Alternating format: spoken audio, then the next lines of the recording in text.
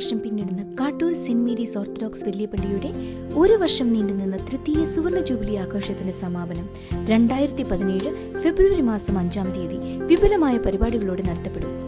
ഏവരെയും സ്നേഹപൂർവ്വം സ്വാഗതം ചെയ്യുന്നു.